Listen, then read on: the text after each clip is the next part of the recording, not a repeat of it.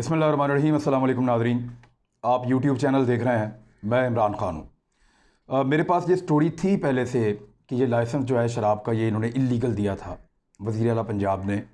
और ये कैसे दिया था, इसके ऊपर बहुत सारी ऐसी तफसीलात हैं जो अभी तक सामने नहीं आई, और वो मैं आज आपके साथ शेयर कर लेता हूँ, क्योंकि इसको अभी नैब ने नोटिस भेज दिया वज़ीर आला पंजाब को कि जनाब आएँ और आके अब आप पेश हों और हमारे सवालात का जवाब दें। तो ये बतौर एक मुलजिम जिसके ऊपर इल्ज़ाम है, वो उस्मान बुज़दार साहब अब जाएंगे और जाकर नैब के सामने पेश होंगे, और इनको जिन सवालात का सामना करना पड़ेगा मैं अभी आपको बता देता हूँ, क्योंकि ये सारी कहानी जो है शराब के लाइसेंस वाली, ये अभी बाहर नहीं आई। मैं आपको बताऊँगा कि असल में ये लाइसेंस का चक्कर क्या है, कौन बंदा था जिसको ये लाइसेंस चाहिए था और किन कंडीशंस पे ये लाइसेंस दिया गया, रिश्वत के पैसों का क्या चक्कर है, किसको पैसे मिले, किसके ज़रिए से वसूल किए गए और किस तरीके से ये सारा काम करवाया गया, और उस्मान बुज़दार का इसमें किरदार क्या था, और नैब का कौन सा कानून है जो उस्मान बुज़दार साहब को बाउंड करता है और उनकी जिम्मेदारी फिक्स करता है इस मामले में, वो मैं आपके सामने अभी सारा कुछ रख देता हूँ। अब इसको एक कहानी की तरह आपको बताते हैं। लाहौर में अगर आप एयरपोर्ट के नज़दीक जाएं तो वहाँ एक होटल है, ये बनाया है यूनिकॉर्न प्रेस्टीज, ये कंपनी है, उन्होंने ये बनाया। इसका जो नाम है रॉयल स्विस, इस होटल का नाम है, और ये बड़ा खूबसूरत सी वहाँ पे एक बिल्डिंग बनी हुई है। ये होटल ज़ेरे तामीर था 2018 में और 2019 में, ये बना हुआ नहीं था। ये बात आपने याद रखनी है कि ये होटल बना हुआ नहीं था, ये ज़ेरे तामीर था। और ज़ेरे तामीर होटल का, या जिस होटल के अंदर भी काम हो रहा है, उसका इफ्तिताह नहीं हुआ, वो शुरू नहीं हुआ, तो उस होटल का जो है वो 5 स्टार 4 स्टार 7 स्टार, इसका जो वो एक स्टेटस है वो उसको नहीं मिल सकता। ये बात आप याद रखिएगा कि ज़ेरे तामीर था होटल। इस होटल के मालिक के ताल्लुकात बहुत बड़े बड़े लोगों के साथ हैं और रिश्तेदारियां भी बहुत बड़े बड़े लोगों के साथ हैं।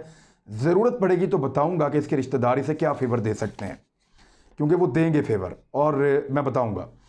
ये जो आदमी है होटल का मालिक, इसने रब्ता किया वज़ीर आला पंजाब के फ्रंटमैन से और उनसे कहा कि मुझे अपने होटल के लिए शराब का लाइसेंस चाहिए।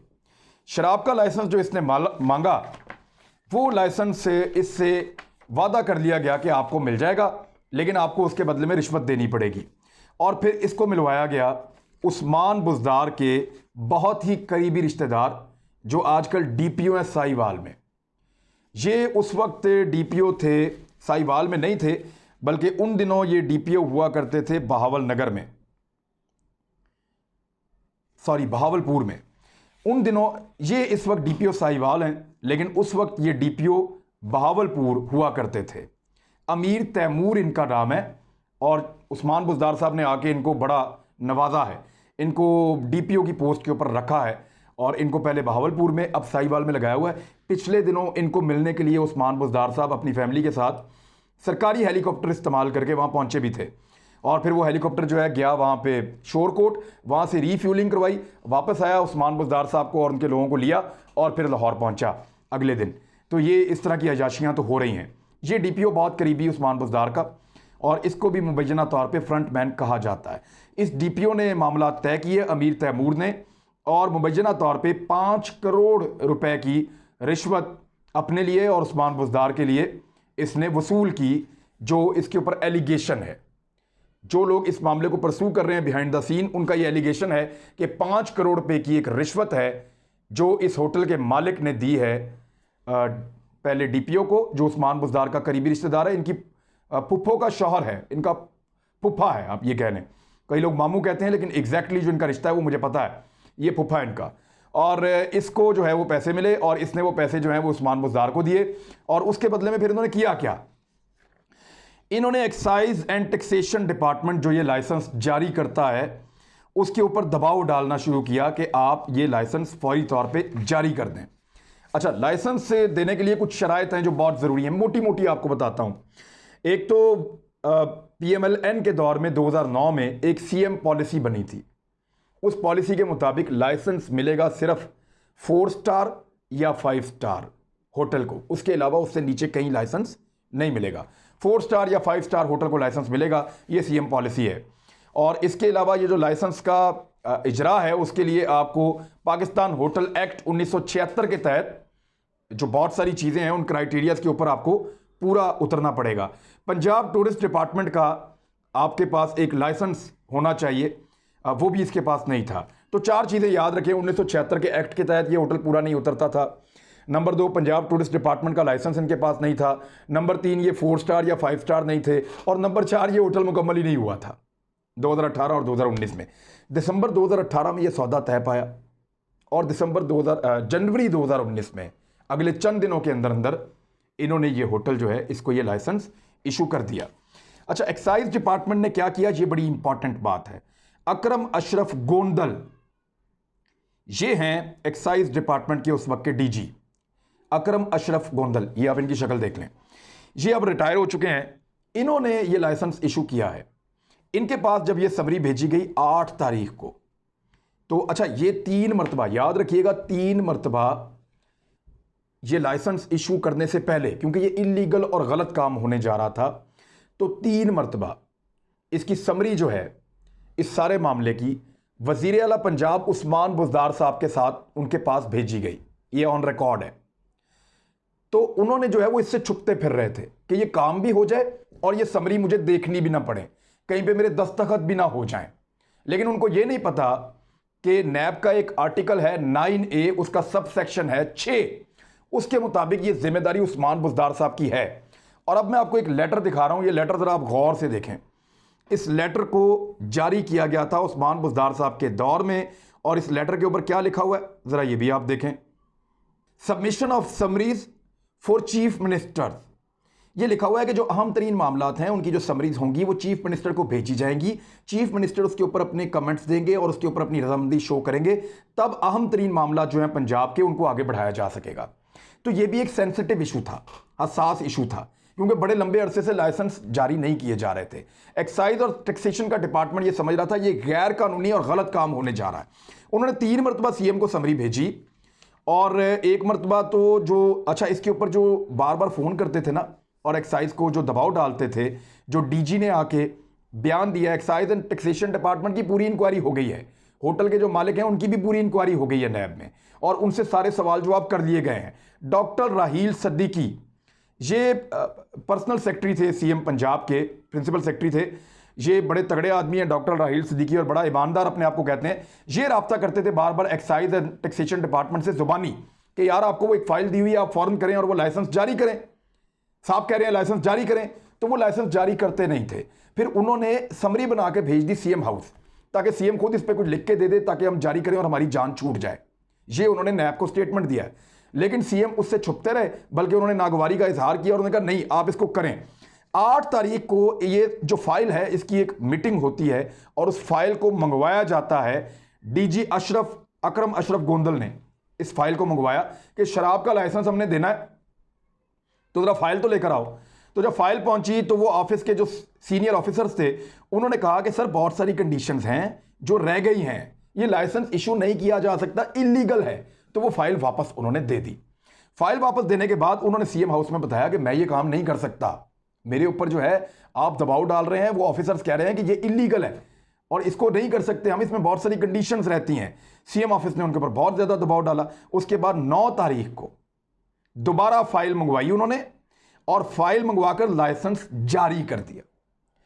डीजी ने ये जो लाइसेंस जारी किया, उसके बाद सीएम के बाद फाइल जो है वो दोबारा भेजी गई, 1 मरतबा फिर भेजी गई, और उसके ऊपर जो है वो मिनिस्टर एक्साइज को फिर बाद में भिजवा दी गई। तो ये वो सारे मामलात हैं जो इसके अंदर पसे पर्दा होते चले गए हैं। अब जरा इसको एक दफ़ा आप समझें, इसमें करैक्टर कौन कौन है। डॉक्टर राहील सद्दीकी ये वजीर, पहला तो करैक्टर इसके अंदर जो है वो होटल का मालिक है। उन्होंने राब्ता किया होटल वालों ने उस्मान बुज़दार साहब के फ्रंटमैन से, उन्होंने राब्ता करवाया फूफा जी से, जो फूफा जी लगे हुए हैं साहिवाल में डीपीओ। फूफा जी ने जाके मीटिंग की और उसके अंदर तय पा गया कि 5 करोड़ रुपए में मैं आपको ये लाइसेंस लेकर दे दूंगा। फूफा जी गए उस्मान बुज़दार साहब के पास। उस्मान बुज़दार साहब ने कहा अपने सेक्रेटरी डॉक्टर राहील सद्दीकी साहब को, राहील सद्दीकी साहब ने एक्साइज एंड टैक्सेशन के डिपार्टमेंट को कहा और ये कन्वर्सेशन शुरू होगी। और ये सारी चीज़ें नैब के रिकॉर्ड का इस वक्त हिस्सा हैं। बड़ी इंपॉर्टेंट बात बता रहा हूँ, नैब के रिकॉर्ड का ये सारी चीज़ें हिस्सा है। उन्होंने जाके वहाँ पे जो स्टेटमेंट दिया उनके मुताबिक मैं आपको बता रहा हूँ कि फूफा जी ने फिर ये काम उस्मान बुज़दार साहब को कहा, उस्मान बुज़दार साहब ने अपने सेक्रेटरी को कहा, उनके सेक्रेटरी ने जो है वो डीजी एक्साइज एंड टैक्सेशन को कहा, डीजी ने जो है अपने अमले को कहा, अमले ने इनकार किया, उन्होंने फाइल सीएम के पास भेजी, फिर भेजी 3 दफ़ा फाइल सीएम के पास गई। सीएम साहब छुपते रहे और ये कहते रहे ये काम करवाओ, मुझे नहीं पता, पैसे जो ले लिए हुए थे उनके फूफा ने मुबैना तौर पर।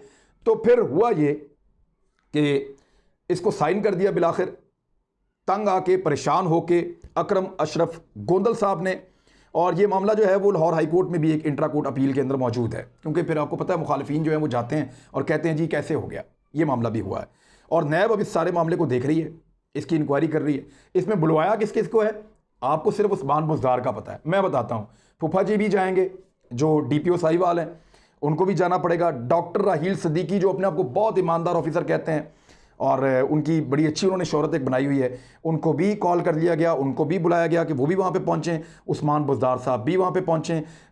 जो मिनिस्टर एक्साइज़ हैं उनको भी जाना पड़ेगा, और जो दीगर लोग हैं जो एक्साइज़ एंड टैक्सेशन के महकमे से जिनका ताल्लुक है, अकरम अशरफ गोंदल तो रिटायर हैं लेकिन वो भी जाएंगे, और जो बाकी लोग हैं वो भी जाएंगे। और इन सब से इंक्वायरी की जाएगी कि ये इनलीगल काम, गैर कानूनी काम इन्होंने क्यों किया एक होटल वाले को फ़ायदा देने के लिए।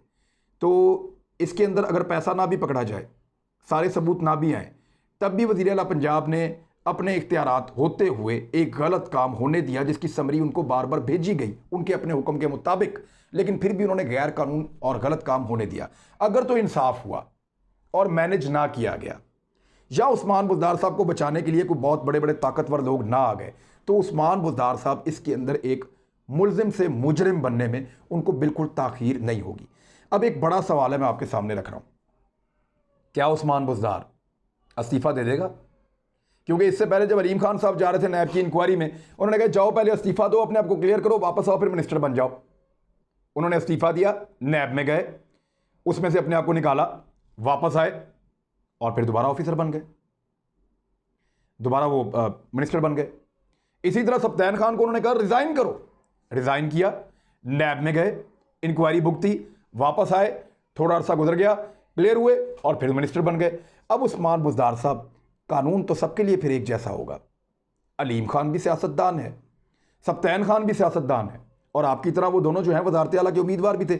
आप भी एक सियासतदान हैं, चाहे आप वज़ीर आला हैं, तो आपको चाहिए कि उसी जज्बे के तहत, उसी स्पिरिट को सामने रखते हुए आप रिज़ाइन करें, इस्तीफ़ा दें और उसके बाद नैब के दफ्तर में जाके पेश हों, अपने आप को बेगुनाह साबित करें, वापस आएँ और आके एतमाद का वोट हासिल करें। ये अब आपकी रिस्पॉन्सिबिलिटी, आपकी जिम्मेदारी, आपको ये करना पड़ेगा। मेरे पास ये इन्फॉर्मेशन थी, आपको मैंने पहुंचाई है, और ये एक लाइसेंस नहीं है, बहुत सारी चीज़ें उस्मान बुज़दार साहब आपने तबाही फेर दी है। आज जो मुझे चीज़ें पता चली हैं, मेरा खून खोल रहा था कि ये इन्होंने क्या किया पंजाब के अंदर। सिर्फ 2-3 और डॉक्यूमेंट आ जाएं, मैं वो पूरी एक एपिसोड करूंगा कि आपने कितना बड़ा जुल्म किया है, कितना बड़ा जुल्म किया है, स्पेशली सूबाई दारुल हुकूमत लाहौर के अंदर। इतनी बड़ी करप्शन, इतनी बड़ी 2 नंबरी आपके नाक के नीचे, ऐसा नहीं हो सकता कि आपको पता ना हो। और मैं उस बंदे का आपके साथ लिंक भी निकाल रहा हूं और वो जुड़ रहा है बंदा आपके साथ। इसके अलावा सीएम हाउस में कुछ खवातीन के कपड़े पहुंचे हैं, पक्की खबर दे रहा हूं, पक्की खबर। सीएम हाउस में कुछ खवातीन के कपड़े पहुंचे हैं और कुछ मेकअप का बिल है, ये लाखों में है। जो वहां पे काम करने वाले वेंडर्स हैं, जो ठेका लेते हैं सीएम हाउस का कि वो वहां पे खाना पीना, चीज़ें पहुंचाना और ये वो चीज़ें, तकरीबात में वो एक ठेका होता है। तो वो जो ठेकेदार है उनको मजबूर किया गया सीएम हाउस के अमले की जानिब से, जो उनके अकाउंट्स देखते हैं, कि यार आप अपने बिलों में इसको एडजस्ट कर लें, यहाँ पे शॉपिंग हो गई है कुछ खवातीन के कपड़ों की और कुछ मेकअप शेकअप का बिल है लाखों रुपए में, वो आप अपने उसके अंदर एडजस्ट कर दें। तो उन्होंने इनकार कर दिया था। तो अब ये चल रहा है, उनको मुसीबत पड़ी हुई थी कि ये पैसे हम कहाँ पे एडजस्ट करें, खवातीन के कपड़े कहाँ पे एडजस्ट करें, उनका मेकअप कहाँ पे एडजस्ट करें, बाहर से कोई डेलीगेशन भी नहीं आया। तो सीएम साहब एक एक चीज़ अब पता चल रही है। हर बंदा जो आपसे मोहब्बत करता है वो एक मोहब्बतनामा मुझे रोज़ाना भेज रहा है, जिसके ऊपर हम काम कर रहे हैं, और इंशाल्लाह मैं ये चीज़ें बताता रहूँगा। मेरी ख्वाहिश है कि आप लंबे अरसे तक वज़ीर आला रहें, ताकि मैं लंबे अरसे तक ये काम करता रहूँ, और इंशाल्लाह अदालत में तो आपसे मेरी मुलाकात ज़रूर होगी। अपना ख्याल रखिएगा नाज़रीन, आप भी अपना ख्याल रखिएगा, हमारे चैनल का भी। अल्लाह हाफ़िज़।